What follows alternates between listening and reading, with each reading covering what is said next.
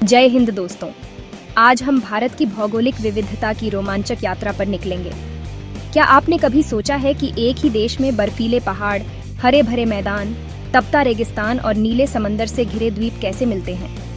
आज हम जानेंगे भारत के 6 प्रमुख भौगोलिक क्षेत्रों के बारे में, जो हमारे देश की प्राकृतिक विविधता और विशालता को दर्शाते हैं। ये क्षेत्र सिर्फ जमीन के टुकड़े नहीं, बल्कि हमारी सभ्यता, कृषि, जलवायु और संस्कृति की कहानी कहते हैं। तो चलिए शुरू करते हैं भारत की इस शानदार भौगोलिक यात्रा को। हमारी यात्रा की शुरुआत होती है भारत के मस्तक पर मुकुट की तरह सजे हिमालय पर्वत श्रृंखला से।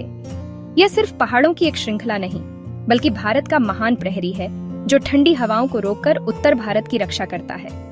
हिमालय को 3 भागों में बांटा गया है: हिमाद्री, हिमाचल और शिवालिक। माउंट एवरेस्ट, कंचनजंगा और नंदा देवी जैसी विश्व प्रसिद्ध चोटियां यहीं स्थित हैं। हिमालय को वाटर टावर ऑफ एशिया कहा जाता है।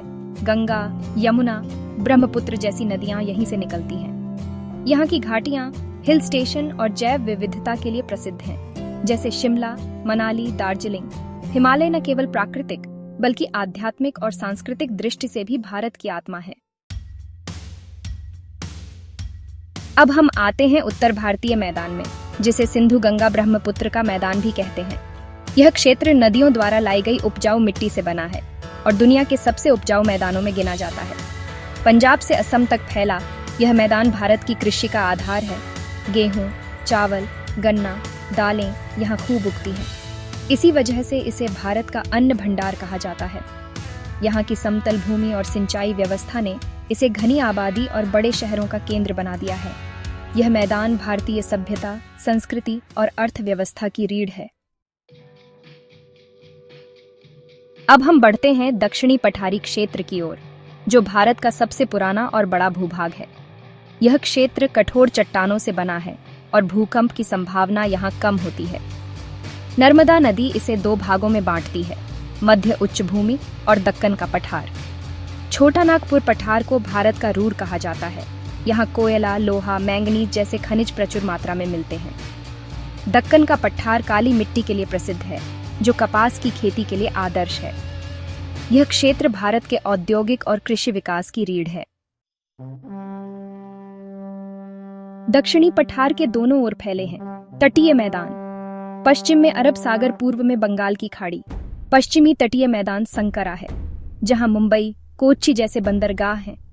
पूर्वी तटीय मैदान चौड़ा और उपजाऊ है। यहाँ की नदियां बड़े डेल्टा बनाती हैं, जहां चावल की खेती होती है। मालाबार तट की लैगून झीलें और नारियल के बागान पर्यटन का बड़ा आकर्षण है। तटीय मैदान व्यापार, मत्स्य पालन और पर्यटन के लिए महत्वपूर्ण है। यहाँ की जलवायु समुद्री प्रभाव के कारण सम रहती है। अब चलते हैं थार मरुस्थल की ओर, जहां जीवन प्रकृति की कठोर चुनौतियों के बीच भी रंगीन है। राजस्थान में फैला यह रेगिस्तान रेत के टीलों, कम वर्षा और कंटीली झाड़ियों के लिए जाना जाता है।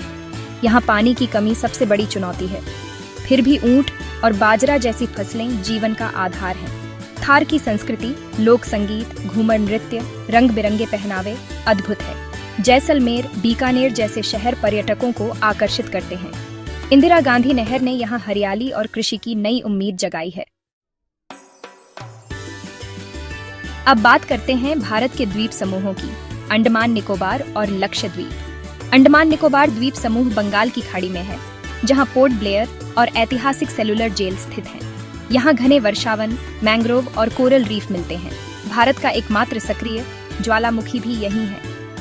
लक्षद्वीप अरब सागर में है, छोटे छोटे प्रवाल द्वीपों का समूह, जिसकी राजधानी कावारत्ती है। लक्षद्वीप अपने सफेद समुद्र तटों, नीले लैगून और वाटर स्पोर्ट्स के लिए प्रसिद्ध है। ये द्वीप भारत की प्राकृतिक सुंदरता और सामरिक शक्ति के अनमोल रत्न हैं। तो दोस्तों, ये थे भारत के 6 प्रमुख भौगोलिक क्षेत्र: हिमालय उत्तर भारतीय मैदान, दक्षिणी पठार तटीय मैदान, थार मरुस्थल और द्वीप समूह।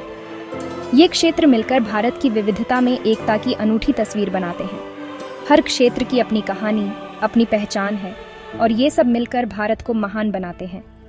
ये सिर्फ भूगोल नहीं, बल्कि हमारी संस्कृति, संसाधनों और सभ्यता की झलक है। उम्मीद है इस यात्रा ने आपको भारत को नए नजरिए से देखने में मदद की होगी। अगर आपको वीडियो पसंद आया हो तो लाइक और शेयर करें। ऐसी ही और जानकारियों के लिए चैनल को सब्सक्राइब करें। जय हिंद।